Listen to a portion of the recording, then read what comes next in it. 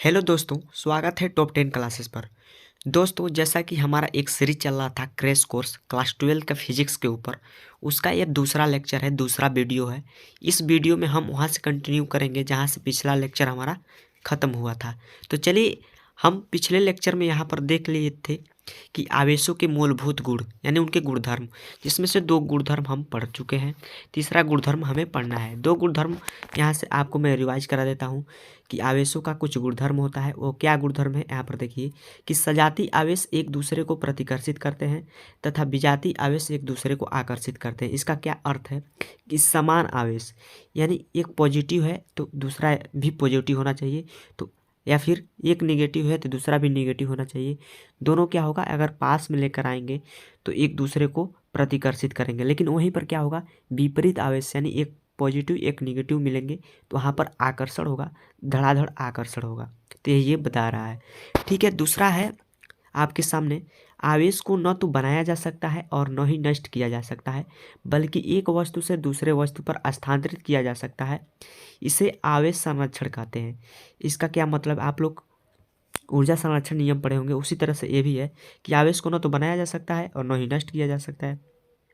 Simple से बात है, एक स्थान से दूसरे स्थान, चूंकि इलेक्ट्रॉन स्थानांतरित हो रहे हैं तो क्या हो रहा है, आवेश भी स्थानांतरित हो रहा है। उसको हम लोग बना नहीं रहे, बल्कि वो क्या हो रहा है, इलेक्ट्रॉनों के स्थानांतरण के कारण वो आवेश उत्पन्न हो रहा है। तो वही ये बता रहा है। चलिए, अगला जो नेक्स्ट हम आज से कंटिन्यू करेंगे यहाँ पर है आवेशों का क्वांटीकरण। ये पूछा जाता है एग्जाम में, मैं बता दूँ, बहुत ही इंपॉर्टेंट है और एग्जाम में पूछा जाता है। तो आवेशों का क्वांटीकरण, ठीक है। आवेशों का क्वांटीकरण में आप देखिए कि इस तरीके से होगा कि क्या, किसी वस्तु पर आवेश का न्यूनतम मान, किसी वस्तु पर आवेश एक न्यूनतम मान के पूर्ण गुणज के रूप में ही हो सकता है, अर्थात किसी वस्तु पर आवेश भिन्नात्मक रूप में नहीं हो सकता है।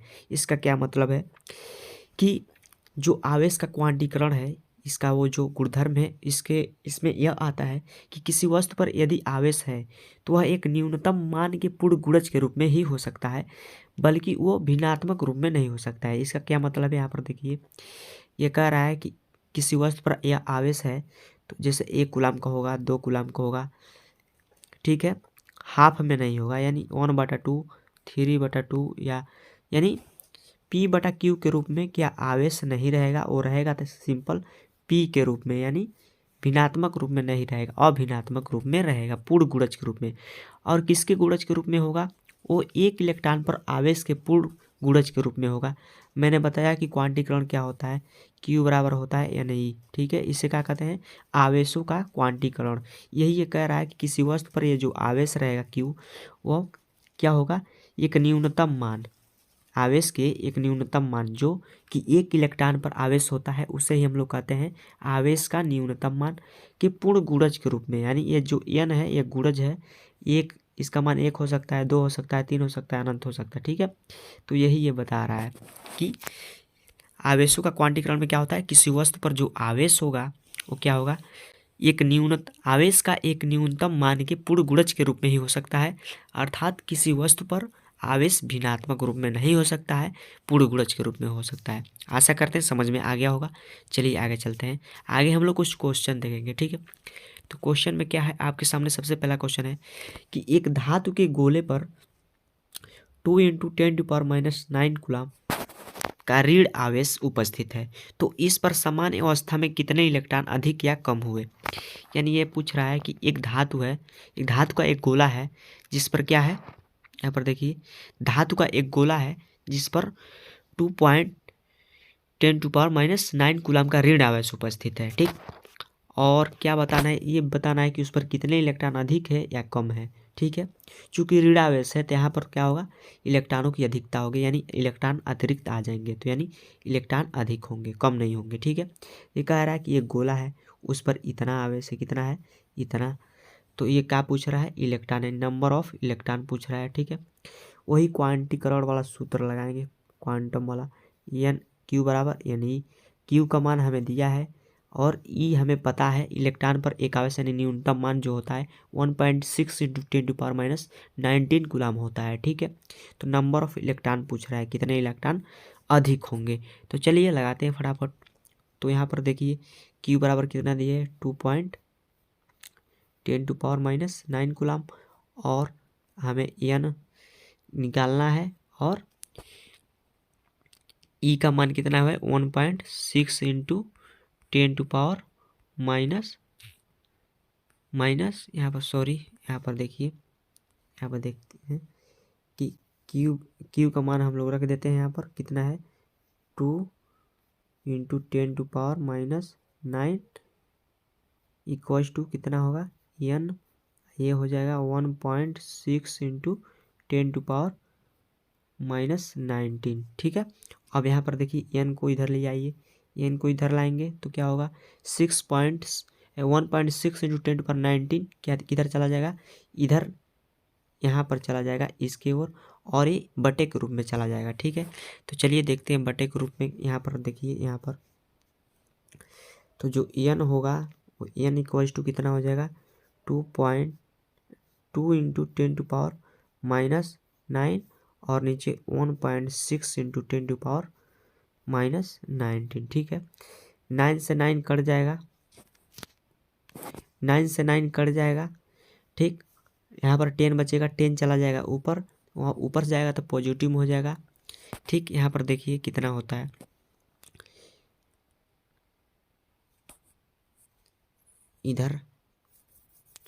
इधर देखिए कितना होता है। इसको रब करते हैं, सबसे पहले मिटाते हैं फिर यहाँ पर सॉल्व करते हैं, समझ में आ जाएगा हमारे अंदाज से। ठीक। तो यहाँ पर कितना हो जाएगा, इस पर कितना है अभी, यहाँ पर 19 था तो 9 से 9 काट दीजिए, 10 ऊपर चला जाएगा तो 2 इंटू 10⁻⁻ कितना हो जाएगा 10 हो जाएगा और नीचे 1.6 ये है, दशमलव हटाएंगे यहाँ पर शून्य बढ़ेगा, 16 एक अन्य 16 हो जाएगा, फिर इससे काट सकते हैं 2 8 16 हो जाएगा और 2 दाम 20 हो जाएगा। फिर 8 यहाँ पर देखिए 8 एक अन्य 8 हो जाएगा, 2 बचेगा, 8 दूना 16 हो जाएगा, उसके बाद से 8 5 40 हो जाएगा। यानी जो आंसर आएगा आपका वो आ जाएगा, यहाँ पर देखिए 1.25 इंटू 10⁻10 कितना इलेक्ट्रॉन, इतने इलेक्ट्रॉन उस पर आए हैं। किस पर, उस धातु के गोले पर इतने इलेक्ट्रॉन आए हैं जिससे क्या हुआ है कि 2 इंटू 10⁻⁻9 कूलम का आवेश, ऋण आवेश उत्पन्न हुआ है। ठीक है। इतने इलेक्ट्रॉन आए हैं। ठीक, इतने इलेक्ट्रॉन। तो इस तरीके से हम क्वेश्चन को हल कर सकते हैं। चलिए अगला देखते हैं। अब यहाँ पर एक टॉपिक आता है, कौन सा टॉपिक है, आवेशन की विधियाँ। यानी जो कोई भी वस्तु है या कोई भी चालक है उसको किन किन विधि के द्वारा आवेशित किया जा सकता है, यहाँ पर वो टॉपिक है। ठीक है। तो इस टॉपिक में हम देखते हैं, देखिए यहाँ पर सबसे पहले जो विधि आती है वो है चालन विधि। इसमें क्या होता है कि एक आवेशित चालक होता है और एक अनावेशित, यानी एक चार्जेबल होता है और एक चार्ज नहीं होता है कोई चालक। तो क्या करते हैं कि जो चार्ज चालक है और जो चार्ज नहीं है सीधे एक दूसरे से संपर्क करा देते हैं, जिससे क्या होता है कि जिधर चार्ज अधिक होता है वो कम चार्ज वाले में चला जाता है, यानी जो चार्ज नहीं होता है वो चार्ज हो जाता है। कैसे पढ़ते हैं थ्योरी, यहाँ पर देखिए। इसमें एक अनावेशित चालक को अन्य अनावेशित चालक से संपर्क कराते हैं, जिससे आवेश रहित चालक पर भी उसी प्रकृति का आवेश उत्पन्न हो जाता है। इस विधि को चालन विधि कहते हैं। यानी हम बता रहे हैं ना, मान लीजिए कि एक चालक है, वो चार्ज है, उस पर धन आवेश है। ठीक है। और एक है उस पर कोई आवेश नहीं है। तो इसमें क्या होगा, यदि इन दोनों को जोड़ देते हैं एक तार के माध्यम से तो क्या होगा, ऐसा ही सेम टू सेम ऐसा ही आवेश इस पर भी आ जाएगा, यानी चार्ज हो जाएगा। यही पूछ रहा है। तो जो ये विधि है चार्ज करने की, इसी विधि को कहते हैं चालन विधि। ठीक, आशा करते हैं समझ में आ गया होगा। आगे चलते हैं। आगे देखिए यहाँ पर दूसरा है घर्षण विधि द्वारा। घर्षण विधि द्वारा आप कैसे क्या कर सकते हैं कि आवेश को उत्पन्न कर सकते हैं। कैसे, यहाँ पर देखिए घर्षण विधि में क्या होता है, जैसा कि हम आपको कल एक एग्जाम्पल दिखाए थे कलम या पेंसिल वाला, जो हम अपने सूखे बालों में रगड़ते हैं और छोटे छोटे तिनकों के पास लेकर जाते हैं। या फिर ये भी देखिए जो एबेनॉइड की छड़ थी या फिर कांच की छड़ थी, रेशम के कपड़े से हम जब रगड़ रहे थे उस पर आवेश आ जा रहा था। तो वही ये बता रहा है कि जब दो वस्तुओं को परस्पर रगड़ा जाता है तो उनके बीच इलेक्ट्रॉनों के स्थानांतरण द्वारा वस्तुओं पर आवेश उत्पन्न हो जाता है। यानी जब क्या हो रहा था कि हम लोग कांच के छड़ को जब रगड़ रहे थे रेशम के कपड़े से, तो क्या हो रहा था कि इलेक्ट्रॉन कांच के छड़ में से इलेक्ट्रॉन रेशम के कपड़े पर आ जा रहे थे, जिसके कारण इस पर धनावेश उत्पन्न हो जा रहा था। ठीक है, तो ये विधि है क्या, घर्षण विधि। इस विधि हम यहाँ पर कौन सी विधि अपनाए हैं इस कांच की छड़ को आवेशित करने में, वो है घर्षण विधि। यानी घर्षण विधि के द्वारा क्या होता है, आवेश को भी उत्पन्न किया जा सकता है। यही ये थ्योरी बोल रही है कि जब दो वस्तुओं को परस्पर रगड़ा जाता है तो उनके बीच इलेक्ट्रॉनों के स्थानांतरण द्वारा वस्तुओं पर आवेश उत्पन्न हो जाते हैं। यही है घर्षण विधि। ठीक, चलिए आगे चलते हैं। आगे क्वेश्चन है आपके सामने, पदार्थ के किस गुण के कारण विद्युत तथा चुंबकीय प्रवाह उत्पन्न होते हैं। आपको हम सर्वप्रथम क्या परिभाषा बताए थे आवेश का। ठीक है, आवेश किसे कहते हैं वही वाला ये पूछ रहा है। तो पदार्थ के किस गुण के कारण क्या विद्युत तथा चुंबकीय प्रवाह उत्पन्न होते हैं। तो पदार्थ के आवेशित होने के गुण के कारण, आवेशित होने के गुण के कारण क्या होता है, विद्युत तथा चुंबकीय प्रभाव उत्पन्न होता है। ठीक है, इस तरीके से आपको आंसर मिल गया होगा हमारे अंदाज से। यानी क्या होता है, जब कोई वस्तु आवेशित होता है तो वो क्या, उसका एक गुण हो जाता है कि वो आवेशित है, और इसी गुण के कारण क्या होता है, विद्युत तथा चुंबकीय प्रभाव उत्पन्न होता है। तो ये पूछ रहा है आंसर।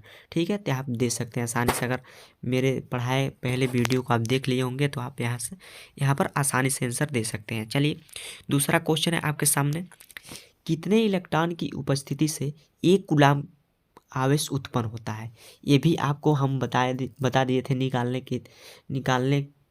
निकालने को भी सिखाए थे और वैसे ही बताए थे, क्वेश्चन भी कराए थे। ठीक है, तो आप बता सकते हैं वहाँ से Q बराबर यानी से निकाल सकते हैं। यानी ये कूलम्ब Q बराबर 1 लिख सकते हैं, और E बराबर आपको पता ही है 1.6 × 10⁻⁻19 कूलम्ब। और N आपसे पूछ रहा है, यानी पूछ रहा है कितने इलेक्ट्रॉनों की उपस्थिति से क्या एक कूलम्ब की आवेश उत्पन्न होता है। तो आपका जो आंसर होगा वो होगा कि यहाँ पर देखिए हम निकाले थे, हम अभी तो हमको याद है, आपको शायद भूल गए होंगे लेकिन हमको याद है, वो था 6.25 × 10⁻, कितना, 18 इलेक्ट्रॉन। 18 इलेक्ट्रॉन क्या होता है कि उपस्थिति से एक कूलम्ब का आवेश उत्पन्न होता है। यानी इतने इलेक्ट्रॉनों पर जब आवेश आएगा तो वह एक कूलम्ब का आवेश के बराबर होगा। ठीक है, तो यहाँ से आंसर आप दे सकते हैं। चलिए तीसरा क्वेश्चन देखते हैं, किसी पदार्थ पर इलेक्ट्रॉनों की कमी से कौन सा आवेश उत्पन्न होता है। ये देखिए अभी हमने बताया आवेशों के प्रकार, यानी धनावेश और ऋण आवेश, वहाँ से उठा लिया है। पूछ रहा है किसी पदार्थ पर इलेक्ट्रॉनों की कमी से कौन सा आवेश उत्पन्न होता है। तो किसी पदार्थ पर इलेक्ट्रॉनों की कमी से धनावेश उत्पन्न होता है। कैसे, धनावेश, क्यों, क्योंकि उस पदार्थ में से इलेक्ट्रॉन जब निकल जाएंगे, यानी ऋण चार्ज जब निकल जाएगा तब प्लस यानी धन वाला चार्ज तो बचेगा, तो इसीलिए। ठीक है, आपको बताए थे। तो यहाँ पर क्या होगा, किसी पदार्थ पर इलेक्ट्रॉनों की कमी से कौन सा आवेश उत्पन्न होगा, धनावेश उत्पन्न होगा। ठीक, चलिए आगे चलते हैं। अगला क्वेश्चन है आपके सामने, किस प्रकार के आवेश एक दूसरे को प्रतिकर्षित करते हैं। अभी अभी ऊपर हमने पढ़ाया है और पिछले लेक्चर में भी पढ़ाया था कि किस प्रकार के आवेश एक दूसरे को प्रतिकर्षित करते हैं। तो समान आवेश, यानी समान प्रकृति के आवेश, जैसे मान लीजिए पॉजिटिव और पॉजिटिव क्या करेगा, प्रतिकर्षित करेगा। ठीक है, वैसे निगेटिव और निगेटिव प्रतिकर्षित करेगा, लेकिन वही अगर पॉजिटिव और निगेटिव मिले तो आकर्षित करेगा। ठीक है, ठीक है, तो यानी किस प्रकार के आवेश एक दूसरे को प्रतिकर्षित करते हैं, तो समान आवेश, समान प्रकृति के आवेश एक दूसरे को प्रतिकर्षित करते हैं। ठीक, तो ये रहा चौथा क्वेश्चन। आपको बता दें कि वीडियो काफ़ी लंबा हो रही है, इसलिए हम लेक्चर को यहीं पर समाप्त करते हैं, क्योंकि आपको भी अच्छा नहीं लगेगा वीडियो यदि लेंथ ज़्यादा हो जाएगा तो। ठीक है, तो बने रहिए हमारे साथ, हम कंप्लीट कोर्स को पूरा कराएंगे। इस क्रैश कोर्स के अंदर आपका पूरा सिलेबस कंप्लीट कराया जाएगा, तैयारी बेहतरीन होगी, नो टेंशन। अगर कुछ भी नहीं पढ़े हैं फिर भी आपके बोर्ड एग्जाम में अच्छे अंक आ सकते हैं, बस आप हमारे साथ जुड़े रहिए। ठीक है, हम बता दें फिजिक्स के अलावा हिंदी का भी कोर्स आपके इस यूट्यूब चैनल पर चालू हो चुका है, तो आप यदि नहीं देखे हो तो जा करके देखिए। बाकी के लिए बस इतना ही। यदि वीडियो अच्छा लगा हो तो चैनल को सब्सक्राइब और इस लिंक को शेयर ज़रूर कीजिएगा। ठीक है, ठीक है, ओके, बाय बाय।